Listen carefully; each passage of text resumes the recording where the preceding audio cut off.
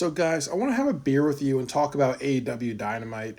And I do want to say that, there's been a lot of people criticizing the show. This show has been very, very polarizing. And I'm on the side that this was not a good show. And really, they need to come up with a really great counterattack to WWE Filmapalooza. And, pardon me, I have noisy ass neighbors, but they had to really create a really good counterattack, and they didn't really do that. There are a couple of matches added to the All Out card, but there's an opportunity to make more matches to make things more exciting, and they chose not to do that really. And it's also bad because this kind of goes into the recurring weakness of All Elite Wrestling, where they have opportunities to make really really great matches.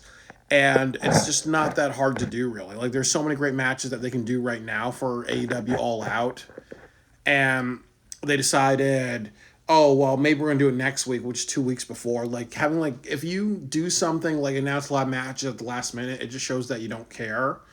But if you announce matches like a few weeks beforehand, it shows that you do care. So I want to go over the show tonight. So you had Gabe Kidd come out. Gabe Kidd, he kind of sounds like a very lethargic Russell Crowe. Just always he sounds very winded and tired, and he has that British accent really. So he and Darby Allin fight, and then also Yuta gets hit by Darby Allin's skateboard. So we kind of see the obligatory Darby Allin doing Daredevil stuff, the obligatory interference by the Death Riders and everything like that. And then also, the Death Riders come down, they help Gabe Kidd. It's Moxley, Marina, and a few other people. And then what happens is that Hook saves Darby Allin from the Death Riders. And I don't like that Sinatra music that he has. It's really just out of place, really. And then the Ops come down and attack the Death Riders with Willow. So you're kind of almost questioning, too, are they going to do a Blood and Guts match? And it's going to be, with the... Team Darby versus the Death Riders, or are you going to do a women's Blood and Guts, or are you going to do what they do with the Royal Rumble, where where they have two of them, every single year now with the men's and with the women's, and then also too, they were fighting a little bit more, and then they do a backstage segment where Darby Allin puts Gabe Kidd's body in a body bag and drives off, really. So I wasn't really impressed by this because, obviously this is kind of very repetitive. Darby Allin just taking things too far. He's honestly Mr. Attempted Murder. Daredevil and Attempted Murder is really his personality, really.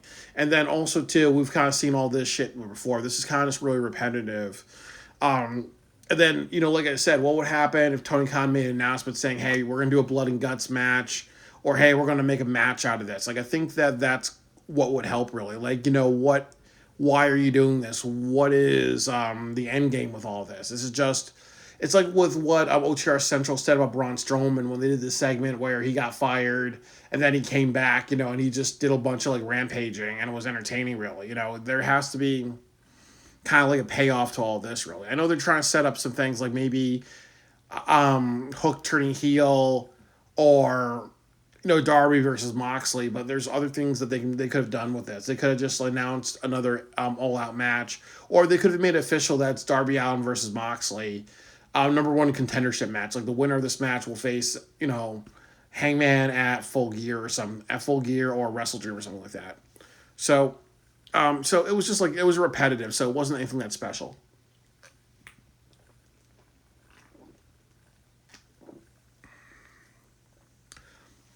The next match was Alex Windsor versus Mercedes Moné. And one thing that I appreciate is that when Mercedes is walking down to the ring, Mercedes slaps away a fan's flower, and I really appreciate that, because I remember one time Marina Shafir's walked down to the ring, she was high-fiving people. If you're a heel, you don't do that.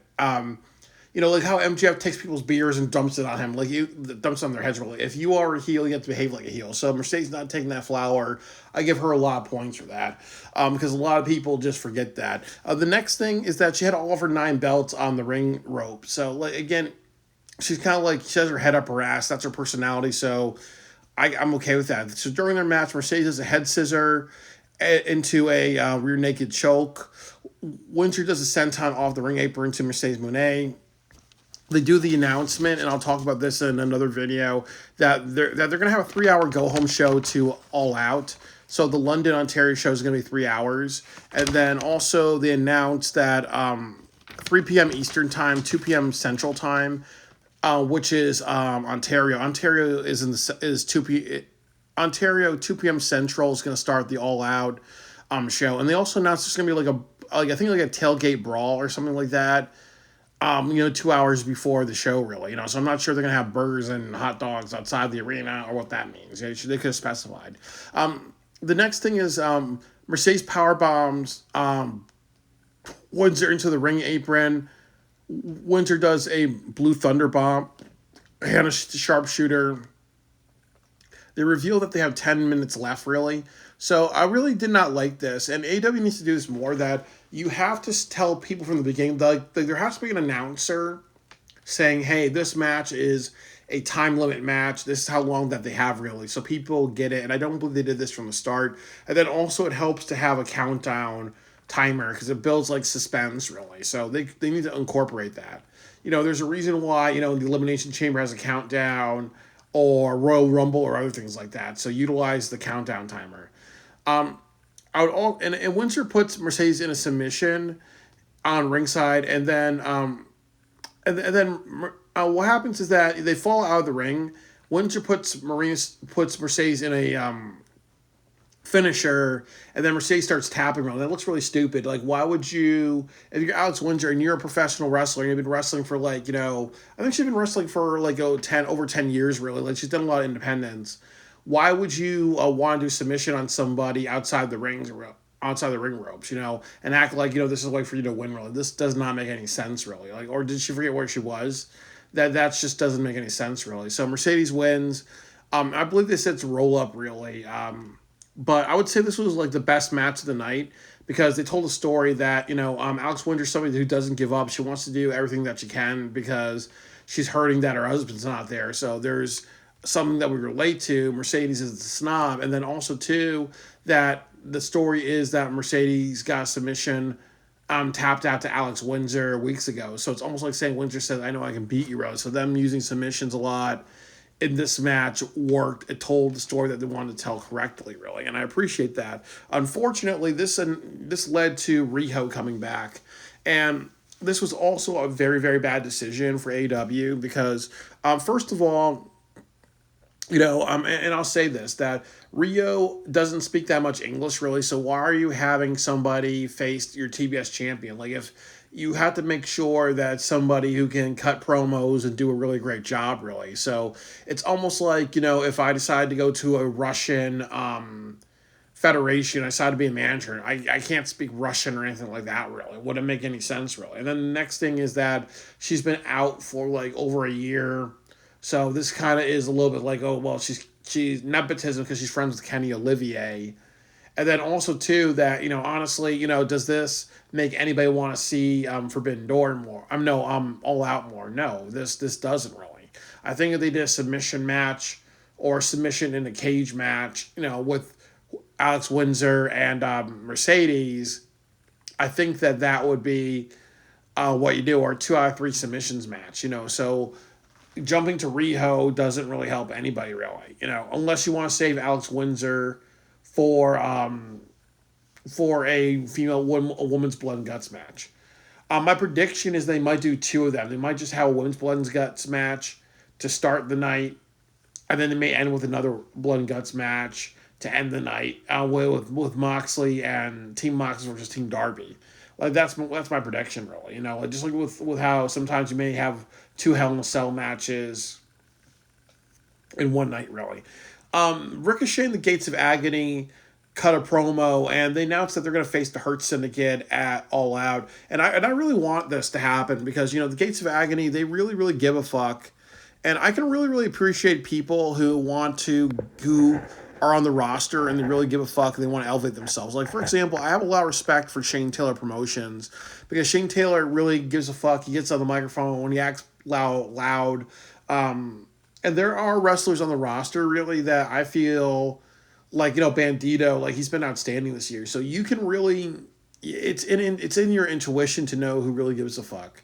So I really want to see Ricochet and the Gates of Agony do a great job. Really, there's a lot of good things in this match. I think that the Ricochet and Gate of Agony, they should win to build some momentum. Really, but I'm not sure if they will. Really, but I really think that whoever wins this needs to face the trios champions and go from there. Really. The next thing is that's announced that there's a segment for Mark Briscoe. Anytime Mark Briscoe speaks in the microphone, that's going to be part of one of the best segments of the night. He has a really great voice. He sounds like a more redneck Kid Rock, like Slim Shady and Kid Rock, in a blender really. I would also say that they announced Mark Briscoe versus Takeshita. Really sad this is not on All Out because this would be a really kick-ass match because both of them have different styles. Like this is kind of like almost like a brawler. Like it's almost like Mick Foley versus Okada or something like that. Really. So like again, it's a little unfortunate that this is not on that this is not going to be on a pay-per-view because this would be a good pay-per-view match. But this needs to main event Collision no matter what, really. So if Mark Briscoe beats Takeshita, what's going to happen is that he's going to be able to face Kyle Fletcher for the TNT Championship. And then there's also that thing, too, of will MJF cause an interference, so that way you're going to get Briscoe versus MJF in the future. The next thing that happened is that Don Callis and Mark Briscoe got on the microphone, and that's when Don Callis said, "Okay, you want to, in order to get the TNT Championship, you need to beat one of my henchmen," and and then that's when he revealed it's going to be Takeshita versus Mark Briscoe. Loudest pop of the night for any wrestler was Don Callis, really. So a lot of the booing, a lot of people getting loud and stuff like that. So it shows you that he's very underrated, really. And they also made it Lance Archer versus Mark Briscoe. It was really nothing match, so it was just a match to have, really. So Mark Briscoe, because Lance Archer always loses. He can be like this big powerhouse type of guy, really. And Mark Briscoe can be like this, like more of this Mick Foley type of guy. So, it's just they just do their shit, really. Mark Briscoe does second rope dive. Lance Archer does a choke slam on the ringside area. Mark Briscoe does a choke, and then Lance Archer grabs Mark Briscoe and choke slams on the ring steps. Lance Archer also choke slams, also grabs Mark Briscoe, does a running power bomb onto the turnbuckle. Mark Briscoe does a sunset flip sunset power bomb off the second rope and a froggy bow. Surprise, surprise. Lance Archer loses. He has muscles, really. And as it goes in AEW, if you got muscles, you usually lose unless your name is Samoa Joe. The next thing that they had was Toni Storm, and she cuts a promo saying that she wants all challengers. So this is kind of stupid because it's like, Toni Storm is one of the biggest draws, really. Wouldn't it make sense to say, hey, you know what? A lot of people are going to be talking about CM Punk and AJ Lee, Becky Lynch, and Seth Rollins. Wouldn't you want to do something where you have Toni Storm and she chooses her opponent? What if she chooses Alex Windsor, who's building some momentum? What if she chooses, Nyla Rose, who's been out for a long time? Like you can say, okay, Nyla Rose is like King Kong, and Toni Storm is like, I don't know, is like, Lady Liberty or whatever, really, or what if you had, or if you had somebody else, like what if you had Athena, what if you did something where Athena bled Mina Shirakawa, and Toni Storm was like, this is it, really, like, this is the last straw, so let's have a street fight, just you and me, one-on-one street fight, or last bitch standing, and then they have a match like that, really, like, I think then that's a good use of Toni Storm instead of being like, okay, we're gonna let her exist for a week without an opponent, and that's that, really. And then what happens is that they did Yuta and Claudio versus Brodito. I will say this is that Bandito is a really, really great wrestler. He's definitely a high flyer. Like if he was in TNA wrestling, he would be a great X Division wrestler. The only bad thing about Bandito and Brody King is that they really suck with their double team moves, because it seems like Brody King always has to point his finger somewhere and Bandito has to follow, or they kind of slow down a little bit and practice it. They need to really just, practice backstage a lot of the double team moves and not really do that, because it kind of looks like they don't know what the fuck they're doing, really. Or it's almost like, oh, well, I forgot this and that thing. Really. That can't be. So they have to work on that shit. But otherwise, again, Bandito steals the night, rightfully so. He has really great offense and high flyer types of moves, really. Like, honestly, he reminds me of AJ Styles, of a young AJ Styles, with how he's getting a lot of pops, really. So hopefully they utilize him very well, really. They're not like, okay, once the Ring of Honor Championship reign is over and once the Bandito thing's over, you're just floating around, really. He's one of those people that can be a megastar for the company if he's booked well. So I really just hope that his utilization continues. But but his weakness of double team moves is not that great.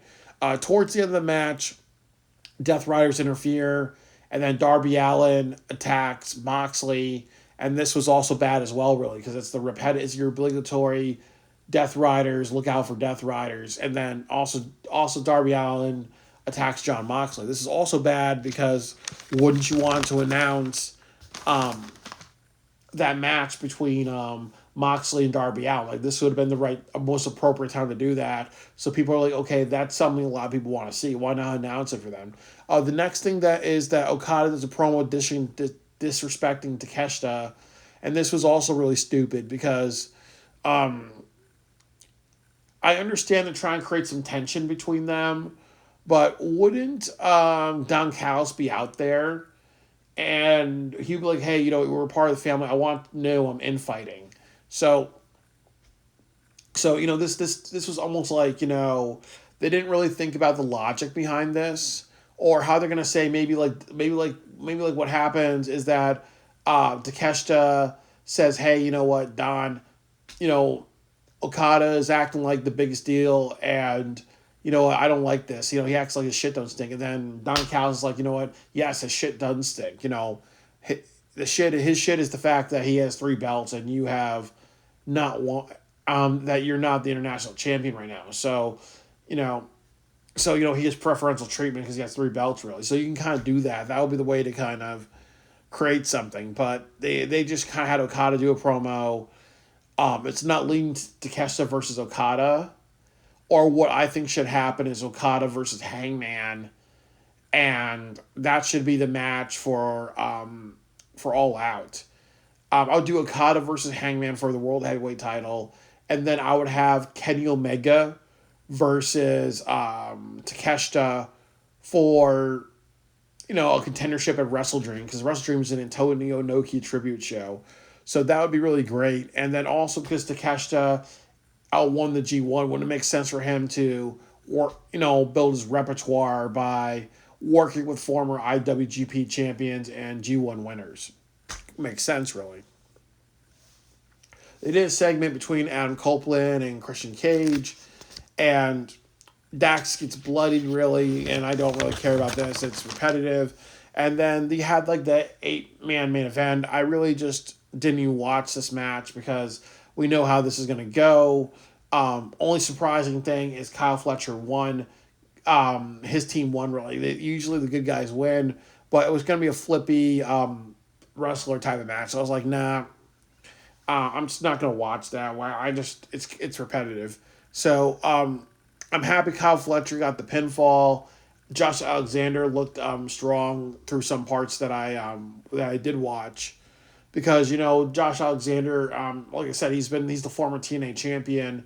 He held that belt for over a year. There's a lot of just potential that he has, really. So him just being there just to be there is not good. He needs to actually be, put to work, really. There was a post-match beatdown. Kyle Fletcher does a vertical suplex of Hangman onto a chair. He grabs Kenny Omega, does a vertical suplex off the ring apron into a chair, and bloodies his elbow and all that stuff, really. And then I like what Off the Mic Show said, really. It's confusing because it's almost like, why is Kyle Fletcher looking super strong in this? Because the problem is it makes it look like, well, since he's taking out the champion, are you going to do something where it's Kyle Fletcher versus Hangman Adam Page for the World Heavyweight title. If you wanted to really make somebody shine, really, you should have done Kyle Fletcher and Okada, and then have Okada do all this shit, and then you do Hangman versus Okada. That would be the best. That would have been the best thing, really. You didn't need Kyle Fletcher for this spot,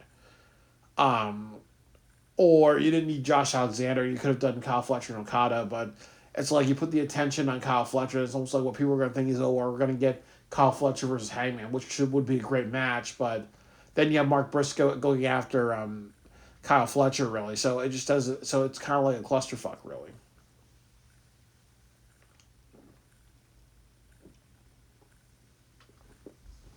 Yeah. So overall, the show had a lot of missed opportunities to set up a lot of great matches for All Out. The only match that really I want to see for All Out as of right now that was announced for this show is really Hurt Syndicate versus the Gates of Agony, but you're wasting Mercedes on a person that's been gone for like about 15 months, really. So that's just not good. And then also get opportunities to say something like, hey, we're going to have a better match, which would be Windsor versus Mercedes Moné in a steel cage submissions match or something like that, really. Or an I Quit match. That would be the way to do it. Or you could have done something like announced Darby versus Moxley on television, which could have been something. Or you could have done two members of or have Don Callis come down with his team and say, hey, you know what, Bandito and Brody King, you know what, we want those tag team titles. We want all the titles. So so how about the pay-per-view? It's going to be two of our members, really. You know, we've always had great matches with you guys.